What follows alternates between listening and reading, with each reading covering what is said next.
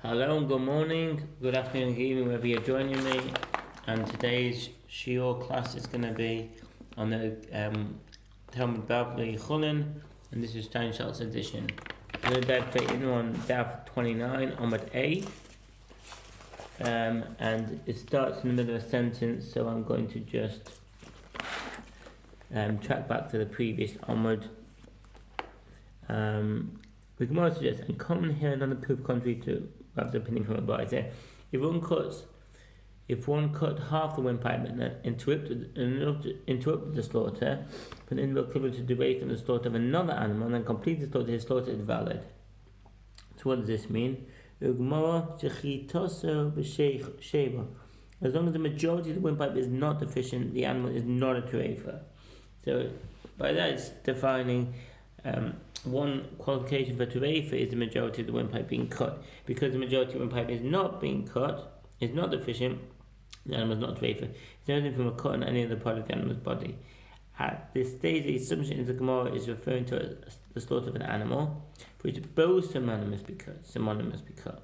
Therefore, the term completed slaughter means completed slaughter of the animal in Sivashan 28a. But if you say the halach state of a simon of which precisely half was cut and half made uncut is like that of the majority, then by cutting half the windpipe you rendered it terefa, because you're considering that the cutting half is considered to be majority. When half of the windpipe is cut, therefore it is rendered terefa.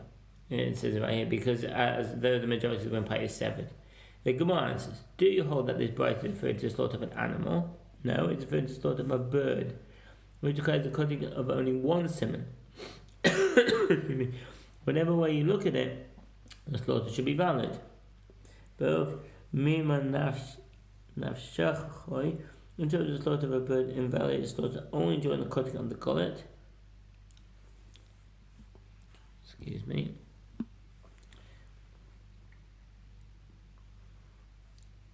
Where even the slightest perforation runs the animal a terefa.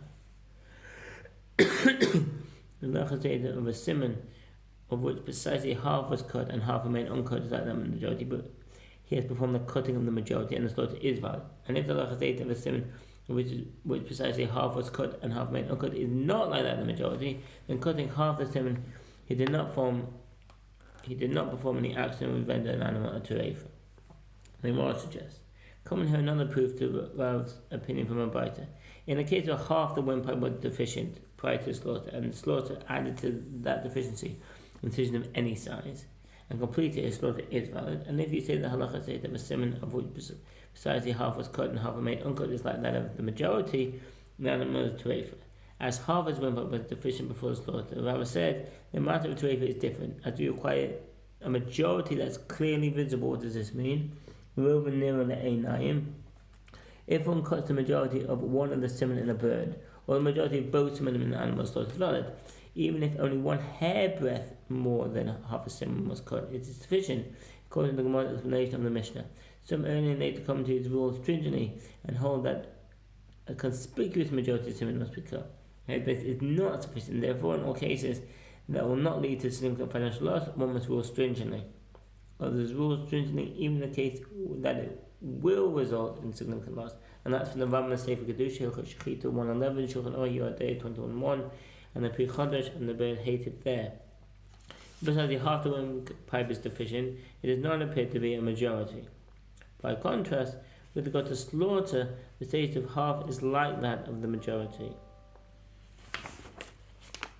Abai said to Rava, it is not derived through a fortiori inference that all the more so a conspicuous majority is required for slaughter. Just with regard to terefa, when animals run a terefa by deficiency of any size, e.g. by a minuscule perforation of the gullet. In case we require the majority, we require a majority that's clearly visible because of slaughter, where until there is a majority of this amount of cut, the slaughter is not valid. All the more so, it is clear that we require a majority that is clearly visible. Rather, the Gemara revises understanding of the dispute between Rav and Rav Kahana. Everyone agrees that the halachic status of a simon which precisely half was cut and half remained uncut is not like that of a simon where the majority was cut. And when the dispute of Rav and Rav Kahana was stated, it was stated with regard to the matter of the Paschal offering. If the majority of the Jewish people richly pure on the 14th of Nisan, the Paschal offering is sacrificed that day and eaten in a state of impurity. Only if a minority of Jewish people are impure, the richly pure majority bring the Paschal offering on the 14th day of Nisan, and the impure minority bring the Paschal offering on the second Pesach, 1 month later. In the case of when the Jewish people were equally divided on the 14th of Nisan, with half of them pure and half of them impure. If on the 14th of Nisan the majority of the people which impure with impurity imposed by a corpse, the entire people bring the Paschal offering in a state of rich impurity. If precisely half of them are impure, those who are pure bring and partake of the Paschal offering in a state of rich impurity, and separately, those who are impure bring and partake of the Paschal offering in a state of ritual impurity, in accordance with the opinion of Rav.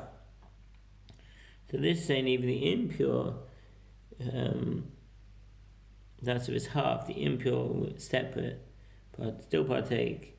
It's only if the minority of the people are impure, then they don't partake of the Paschal offering and they bring on the second Pesach, Pesach Sheni. And that's from the Rambam Sefer Korban Hilchot Korban 7.2. I've said, halacha in a case where half the people are impure and half were pure is like that of a case where the majority was impure. The entire people bring the Paschal offering in Nisan.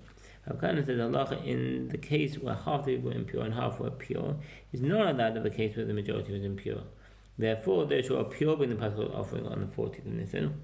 No, the impure bring the Paschal offering on the second Pesach, as I said. And there, with regard to Paschal offering, what is the reason that Rabbi accords half the people the state of the majority?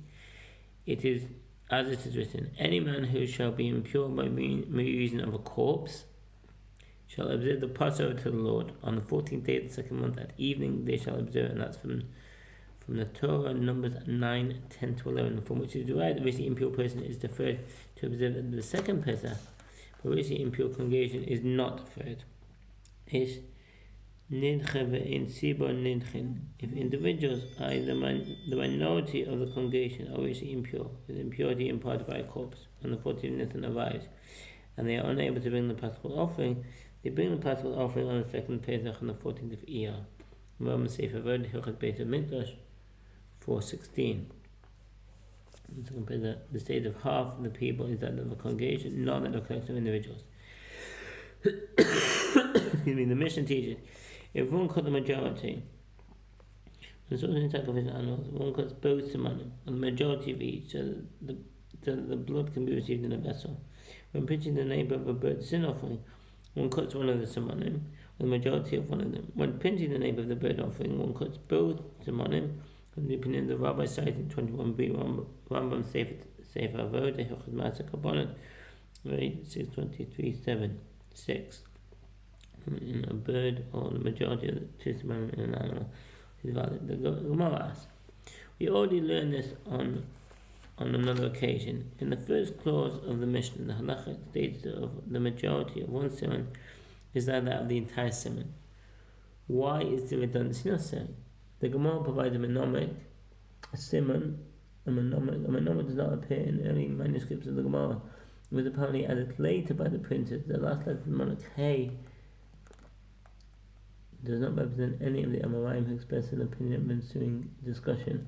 Perhaps it was originally the letter Shin representing Shimon ben Lakish, the name of the Amoraim who participated in the discussion that ensues. Hey, Rav Oshaya, Kaf, Rav Kahana Shin, Rav Shimi Peh, Rav Papa Shin, Rav Ashi Chet. Rav Oshaya said, one mention of the equivalence between majority and whole, referring to slaughter of non-sacred birds and animals, and one is referring to slaughter of sacrificial birds and animals. It is necessary for the Tana to teach both cases, as if the Tana taught us only the case of slaughter of non-sacred birds and animals, one might think this is there that one suffices with the majority of the simon, because he does not require the blood, he seeks merely to slaughter the animal. But in the case of sacrificial birds and animals, where he requires the blood for sprinkling on the altar, say that it would not suffice for him to cut the majority, and the slaughter is not valid until there is a cutting of the entire windpipe or gullet. And if the Tana taught us only the case of slaughter of sacrificial birds and animals, one might think that one must cut the majority of the simon because it requires the blood. This refers to the presentation of sacrificial blood on the altar. This is one of the 4 sacrificial rites performed with every animal offering sacrifice in the temple. The presentation of blood on the altar varies based on the offering being brought. The presentation of the blood is the essential element that affects the atonement when bringing an offering. Therefore, once the blood has been presented in the appropriate manner on the altar, the one who brought the offering achieves atonement, and the later stages in the sacrifice of the offering are not properly performed on the altar. With regard to the slaughter of non-sacred birds and animals where he does not require the blood, say that cutting half the semen is sufficient, and there is no need to cut the majority. Therefore, the Tana teaches us the principle twice: one to teach that a majority suffices in the case of sacrificial animals, one to teach a majority is required in the case of non-sacred animals. The Gemara asks which clause of the mission is referring to cutting a majority of the simonim in sacred birds and animals, and which is referring to cutting a majority of the simonim in sacrificial birds and animals.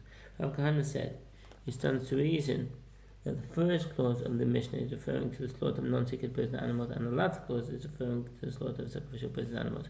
The Gemara asks, for why does Rav Kahana arrive at that conclusion? The Gemara answers, it is from the fact that the first clause of the Mishnah teaches one who slaughters by cutting one simon in a bird and 2 simonim in an animal. And if it enters your mind that the first clause is referring to the case of sacrificial birds and animals, then should formulate it as one who pinches the nape of the neck of a bird, as sacrificial animals are not slaughtered with a knife, but pinched with a fingernail. The Gemara asks, well, what do you say? That the latter clause is referring to the slaughter of sacrificial birds and animals. The Tana teaches in the latter clause, if one cut the majority of one simon in a bird and the majority of 2 simon in an animal, his slaughter is valid.